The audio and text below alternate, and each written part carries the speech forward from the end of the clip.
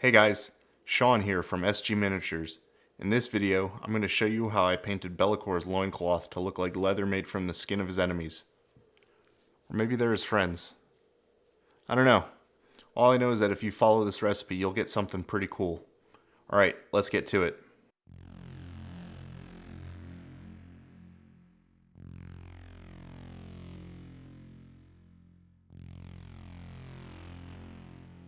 Alright, we're going to start the base coat with a rough 50-50 mix of black and cavalry brown from Vallejo, leaving the black primer in the deepest recesses to act as a deep shadow. We'll be working in very thin glaze consistencies for the majority of this project. I used water, but feel free to use any thinners or glaze mediums you feel comfortable with.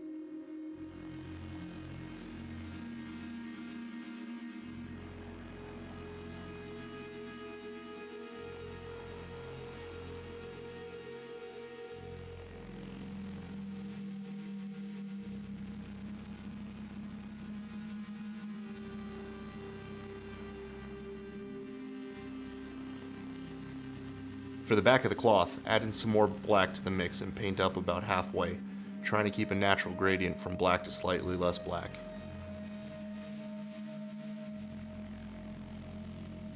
After the front is dried, add some cavalry brown to the original 50-50 mix, keeping in mind the placement of your shadows and varying the degrees of opacity to give it a slightly uneven look. Leather is an organic texture, it won't age evenly.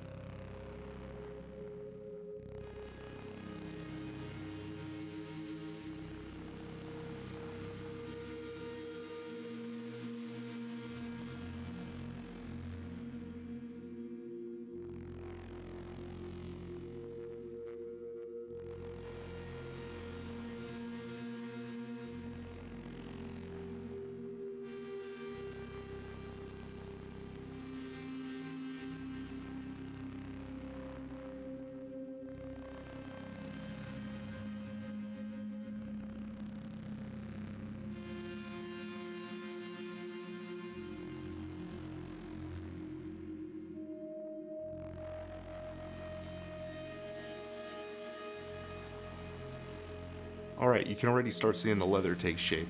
Though it looks red right now, that'll change once we start glazing in highlights using more fleshy tones.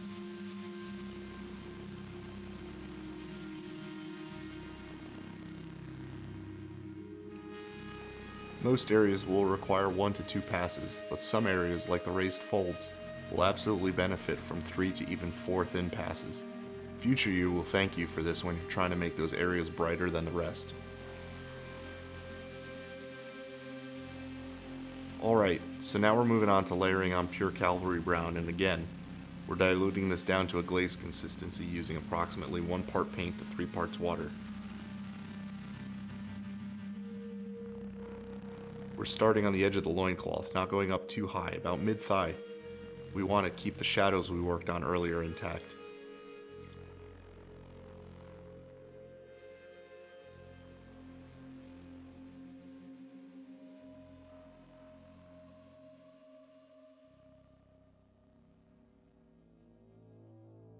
When we get to the bit of leather right below the abs, this is a prime example of an area where we want to bring the saturation all the way up, so apply as many layers as it takes to get that pure cavalry brown color to show.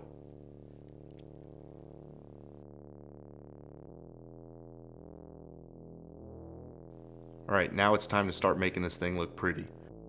Add in beige red from Vallejo to the cavalry brown so that they're roughly a 50-50 mix, and add in more water using your brush to maintain that dilution. Don't forget to rinse your brush after you mix up the paint. Thinned down paint loves to travel up into the ferrule and ruin your brush.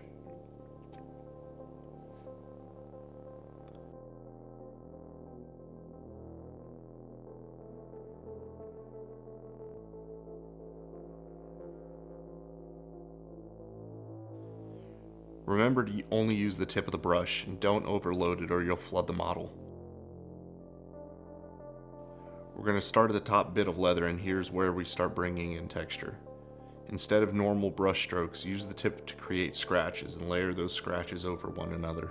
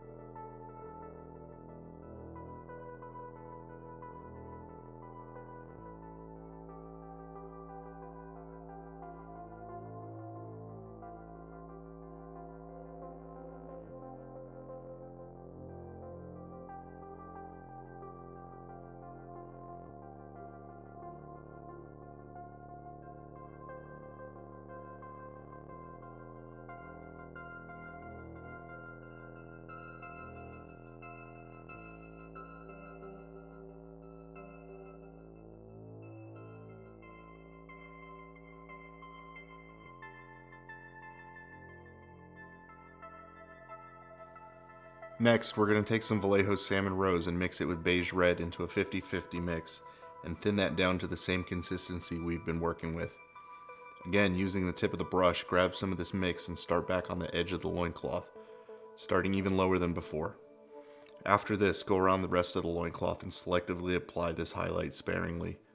We're almost at the brightest highlight, we don't want to overdo it. Remember to keep the tip of the brush moist. Clean your brush frequently, as these thin layers of paint will quickly dry up on the brush and you'll end up getting a chalky appearance. We don't want this. Go back for fresh paint every once in a while.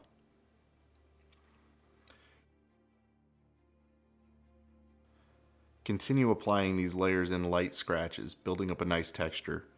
Be sure to hit the edges where the leather would be the thinnest and most frayed.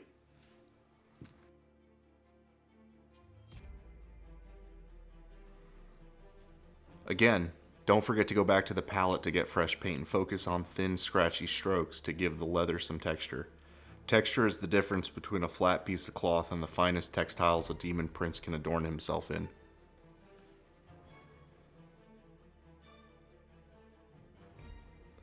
With that layer down, we move on to starting the brightest highlights using pale sand. Take a little bit of pale sand and mix it into the previous mix, adding water as necessary to maintain the dilution we want.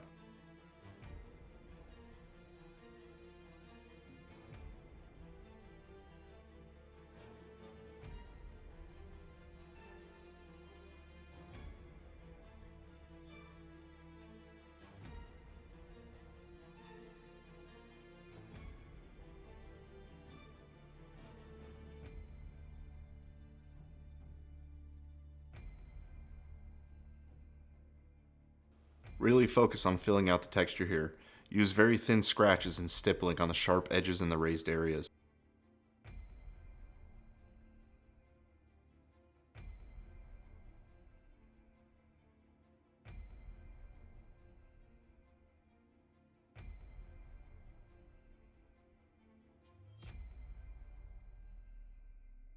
Now, you can call it done here and it'd look fine, but let's try and go for great.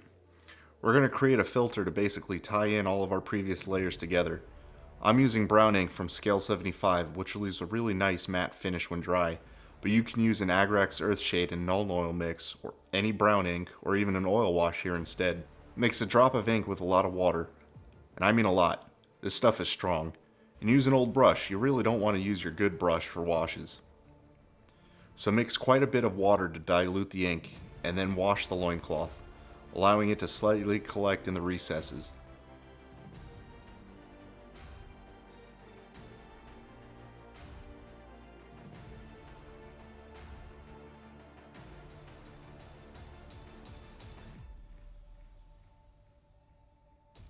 Don't let it pool, that's bad. If you notice it pooling, simply void your brush on a paper towel and soak up the excess.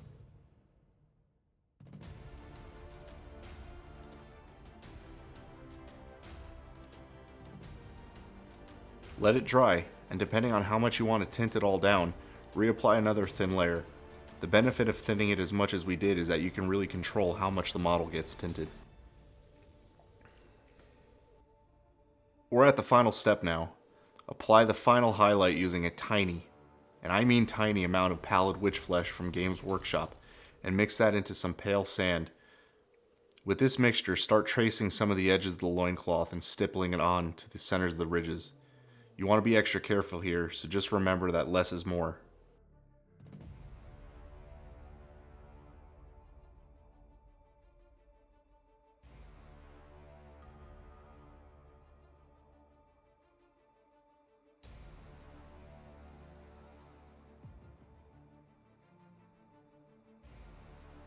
And there you go. That's how I painted Bellacor's loincloth to look like aged skin leather.